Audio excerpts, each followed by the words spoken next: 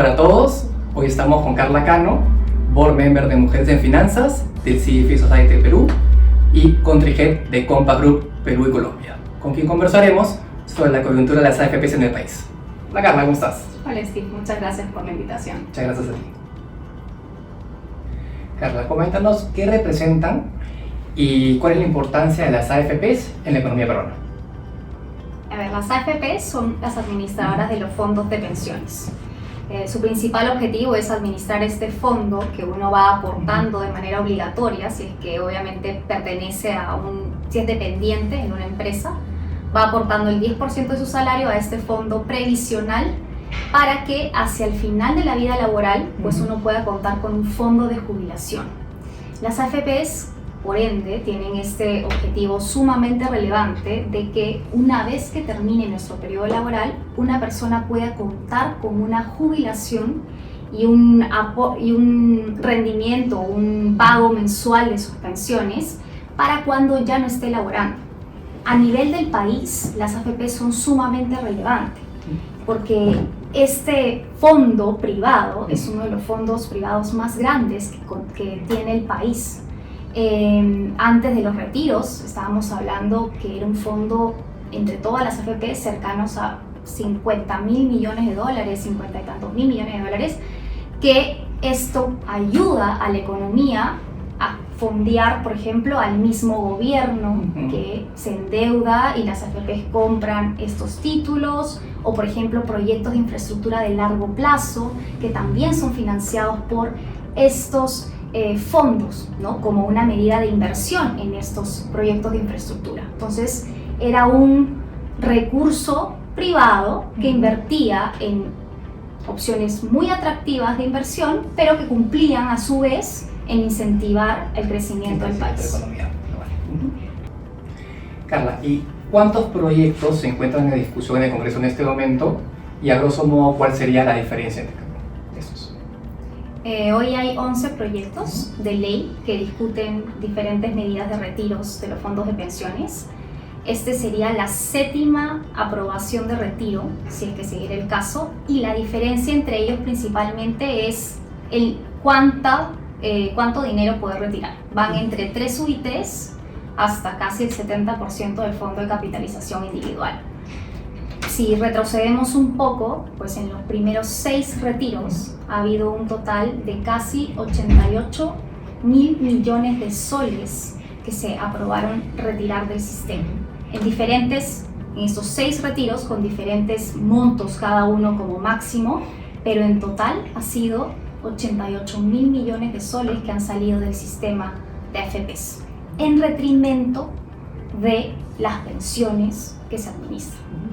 Y en base a estos retiros, ¿crees tú que realmente se benefició a la persona o al sector en la cual la norma se enfocaba a ayudar?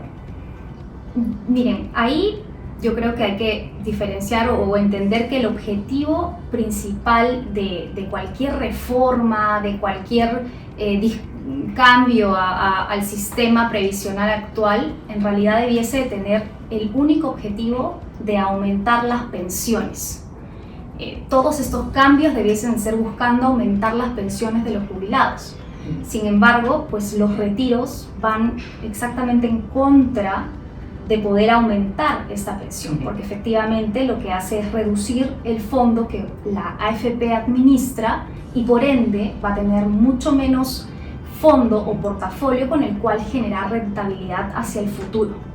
Incluso, y en base a la última pregunta que me has hecho, si vemos datos de la INEI, de los 6 retiros que han habido, las familias que al menos tuvieron un retiro, que al menos retiraron una vez, el 15% de ellos pertenecía al 40% de una situación en pobreza.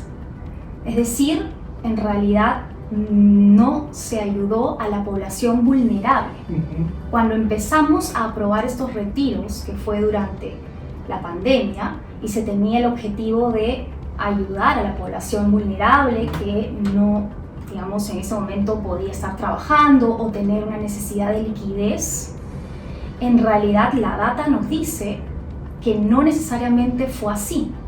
En realidad la gran mayoría de familias o personas que accedieron al retiro y por ende a la inyección de liquidez fueron familias que no las necesitaban per se, que no eran calificados como población en pobreza vulnerable, sino que o se encontraban trabajando o en realidad pues tenían otro nivel de patrimonio. Y eso se fue al gasto más que a la generación de subsistencia. Exacto. Este segmento que no se entiende como vulnerable, entonces recibe una inyección de liquidez y automáticamente eso se va a consumo presente y por ende causa un efecto inflacionario, que de hecho, más allá de todos los efectos globales y de políticas monetarias en el mundo que hemos visto que han tenido como consecuencia una mayor inflación, que es un efecto global, particularmente en nuestro caso, pues la economía tenía una inyección de liquidez de 88.000 millones de soles, que parte de eso, y buena parte de eso, se ha ido a una población que lo ha destinado probablemente a un consumo presente,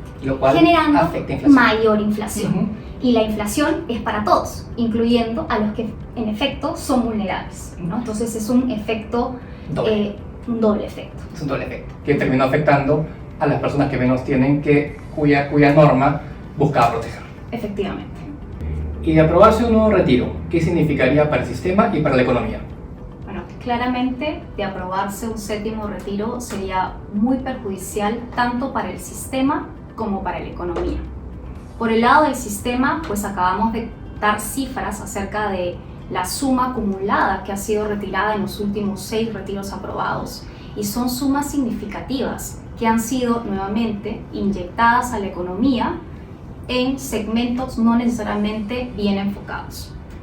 En ese sentido, después de estos 6 retiros que hubieron, según el INEI también, tenemos 2.3, 2.2 millones de familias o de afiliados que hoy tienen sus fondos en cero.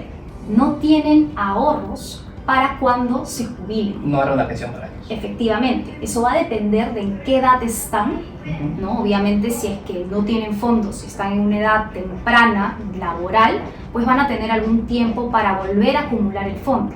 Pero independientemente de la edad, claramente va a ser mucho más complejo ahora para ellos de poder acceder a una pensión significativa, porque obviamente sus fondos han vuelto a cero. Por el lado de la economía, el impacto también es perjudicial. Habíamos conversado de que esa liquidez ha sido inyectada en la economía en gasto presente, en consumo presente. Y esto es un efecto inflacionario, nuevamente. Y también este ahorro privado, que nuevamente era un ahorro muy relevante para la economía, nos ayudaba a financiar y ayuda a financiar proyectos de largo plazo. Proyectos de infraestructura, el mismo gobierno que emite bonos a largo plazo. Los principales demandantes de esos títulos, de esos bonos, son las AFPs, las compañías de seguro y el inversionista global, que también invierte en el país vía la adquisición de bonos del gobierno. Entonces, al producirse este potencial retiro, en la economía lo que va a suceder, o en el mercado de capitales, es que efectivamente las tasas pues van a estar presionadas al alza, las tasas de los bonos, porque va a haber esta presión por venta de instrumentos. También, incluso la clasificadora de riesgos nos ha hecho esta precisión de que eventualmente, de aprobarse más retiros en el sistema de pensiones, podría ser un gatillante para una revisión a la baja de esta calificación. Es decir, nos percibirían en el mundo como un país con mayor riesgo, porque obviamente estamos hablando que este ahorro privado de largo plazo se achicaría y podría generar mayor inestabilidad en la economía. Tenemos además incluso un impacto muy interesante, que tal vez uno no lo suele relacionar de esa forma, pero por ejemplo los créditos hipotecarios, que en realidad pues somos beneficiarios todos. Estos créditos hipotecarios son créditos al 20-25 años, que en realidad lo que hace una entidad bancaria es dar esos créditos, pero fondeándose también a largo plazo. Entonces, nuevamente, si una entidad no se puede financiar a largo plazo, pues podría incluso afectarse los plazos que uno ahora pudiese acceder a créditos hipotecarios si es que seguimos achicando el ahorro privado, que es principalmente invertido con este horizonte de largo plazo. En el corto plazo se da liquidez, pero en el largo se restringe el crédito y eso se traduce en tasas más altas. Exacto, tendríamos tasas más altas, podríamos también incluso ver un problema o nuevamente un problema de liquidez en el mercado de capitales, incluso en la parte de renta variable, ¿no? Que es un mercado sumamente complejo, con bastante iliquidez, y nuevamente estaría presionado por esta necesidad de vender esos activos para darle al público el retiro, y podrían generar que estos activos pues pierdan valor, que tengan alguna rentabilidad negativa. Entonces podrías mover el mercado de capitales incrementando tasas, bajando el potencial rendimiento de las acciones que hoy cotizan en bolsa por un tema puntual de momento de liquidez. Además, pues tendrías un resultado contrario a lo que busca el sistema y a lo que deberíamos de buscar todos, que es incrementar las pensiones. Nuevamente vas a dejar a muchos más afiliados y a muchas más familias con un fondo en cero si volvemos a aprobar un séptimo retiro. Bueno, como todo, el sistema puede tener algunas opciones de mejora. ¿Qué se está conversando en este momento, que se está discutiendo para poder potenciarlo? Definitivamente todo es perfectible, ¿no? Y en efecto, pues, a ver, hoy hay un par de reformas integrales que se están discutiendo para poder nuevamente mejorar las pensiones de los jubilados, que esto debiese de ser el objetivo primario de absolutamente cualquier proyecto de ley, cualquier reforma, debiese de tener como objetivo principal incrementar las pensiones. En ese sentido, lo que se están proponiendo son reformas integrales, ¿no? En el Perú existe el sistema privado de pensiones, que son las AFPs, que existen desde el 93, que se aprobó la creación del sistema y coexiste con un sistema nacional público, que lo administra la ONP. Las reformas que hoy se están discutiendo son integrales y obviamente van a contemplar mejoras tanto en la parte privada, en la parte pública y también el sistema no contributivo. El sistema no contributivo son estas pensiones que el Estado tiene que contemplar como una especie de subsidio para las personas que durante su vida no pudieron contribuir para una pensión. Por ejemplo, Pensión 65 es un ejemplo de este tipo de sistemas que también tienen que entrar dentro de estas reformas, porque finalmente hay dos puntos claves. Efectivamente, pues el sistema debiese de contemplar que si una persona logra ahorrar durante una serie de años en su vida laboral, pues termine con una pensión, una jubilación que le permita mantenerse en lo básico, ¿no? Al menos. Entonces se están considerando temas como pensiones mínimas que debiesen estar consideradas y que de no llegarse a esa pensión mínima pues se presupueste a nivel del Estado y de gasto público un aporte para compensar estas pensiones mínimas. Y básicamente se están discutiendo estos pilares, ¿no? El contributivo, el no contributivo y cómo es que se puede coexistir principalmente un sistema privado con un sistema público también, y quienes, dependiendo del salario que uno tenga, se habla de los que tengan más de 5 salarios mínimos puedan decidir entre estar en un sistema público o en el sistema privado, pero los que estén por debajo de 5 salarios mínimos necesariamente vayan al sistema público, y esa serie de cosas. Yo creo que en general tienen que obviamente pulirse estas propuestas, se tienen que discutir y afinar bastantes temas, sobre todo temas operativos, temas de viabilidad económica, y finalmente pues que si bien es cierto queremos crear mayor competencia, ¿no? Porque también las reformas van en línea a eso, de que se genere más competencia y que las comisiones sean competitivas, pues todos estos temas se tienen que considerar para que efectivamente el afiliado logre tener una mejor pensión. Yo creo que es importante rescatar que las AFPs han tenido un retorno histórico bastante competitivo. Si vemos desde la creación de las AFPs de largo plazo, las AFPs han rentado casi 10% en soles neto, dependiendo del fondo, pero en promedio han estado cercanos a los doble dígitos, es como 9.90 y algo el retorno anual que han tenido desde la creación. Exacto. Que además es un sistema que pues está en proceso de maduración, fue creado en el 93. 2023. Entonces recién vamos a empezar a ver, digamos, las promociones que han tenido al menos 30 años, 40 años de aporte. Es un sistema de muy largo plazo. Exacto. Entonces, las AFPs han tenido un retorno bastante competitivo, superior a algunas alternativas de ahorro de corto plazo, y que bueno, efectivamente creo que esta generación, esta contemplación de generar mayor competencia, pues puede también favorecer, porque pues hay reducciones de comisiones, la regulación tiene que acompañar a eso, porque es un punto importante. ¿Cómo incluir más competencia, pero cuando las regulaciones no son iguales? Además, la estructura de los fondos está muy regulada. Exacto, las AFPs tienen un marco sobre lo que pueden y no pueden hacer. Exacto. Independientemente de que les parezca una excelente oportunidad de inversión, las AFPs se manejan con límites, con exposiciones máximas, etc. Entonces, si vamos a incluir más competencia para obviamente reducir potenciales comisiones, también deberíamos de prever que las regulaciones sean similares para que todos, digamos, inviertan bajo las mismas condiciones, porque si no, no podríamos comparar un retorno y el otro. Exacto. Entonces, sí, el tema de los retornos creo que es importante y de la cancha que se delimite para que puedan gestionar estas pensiones, estos fondos de pensiones. Y también, obviamente, pues temas incluso hasta operativos, de cómo realmente tiene que funcionar un sistema público y coexistir con el privado a la vez, ¿no? Que a veces uno, por ejemplo, el sistema público, la ONP, que si bien es cierto tiene una pensión mínima, ¿no?, que te garantiza, te pide una serie de años mínimos de aporte, y si no se llega, no hay pensión.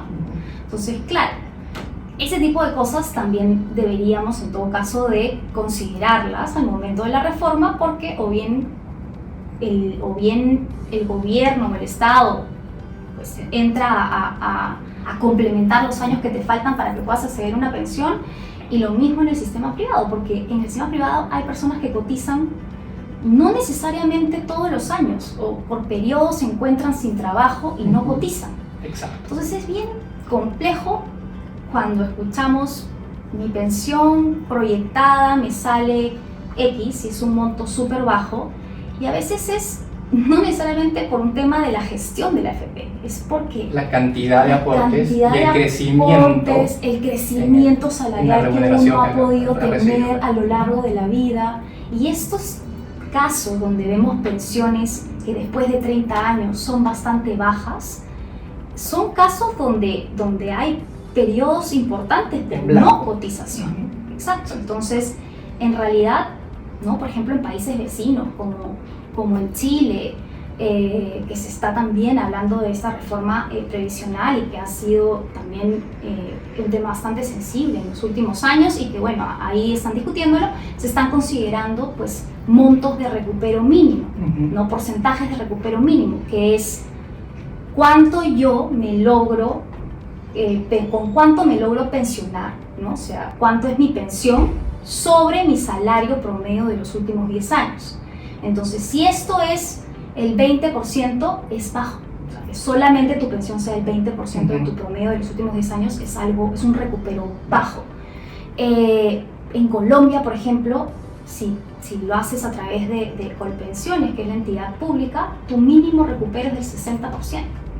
Entonces, se tienen que definir variables tales que te aseguren que ese porcentaje de recupero sea lo más alto posible, para que tu pensión sea lo más alto posible versus tu salario.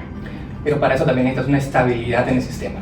Exacto, o sea, si seguimos, de hecho estas reformas, lo bueno que contemplan es que ya dejemos de retirar nuestros fondos sin, digamos, solamente abren 2 ventanas de retiro, que es el tema de la primera vivienda por el 25%, y también han agregado un tema de enfermedad terminal, que puedes retirar hasta el 50% de tu fondo en caso tu esperanza de vida sea muy baja, y se cambia radicalmente a la baja, entonces puedas retirar parte de tu fondo, porque se entiende que claramente pues ya no vas a requerir el excedente para el resto de años.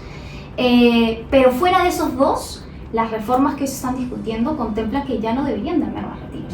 porque es lo que hemos discutido. Todos los retiros aprobados a la fecha, lamentablemente, han ido en contra del objetivo que realmente tenía el sistema y para lo cual se creó en los años 90.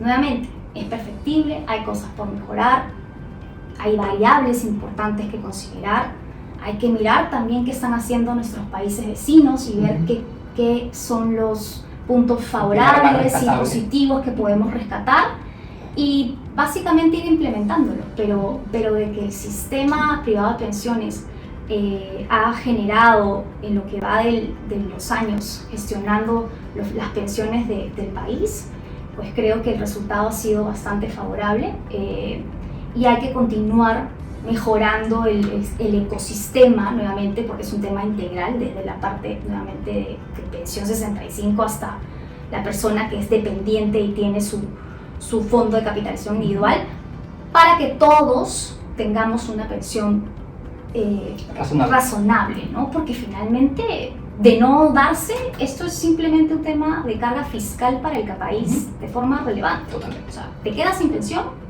el que te va a tener que asumir la pensión de alguna u otra forma es el Estado, y va a haber carga impositiva, déficit fiscal. Entonces sí es algo se genera un hueco para la economía y al final lo terminamos pagando todos nosotros. Todos los formales, exactamente. Exacto.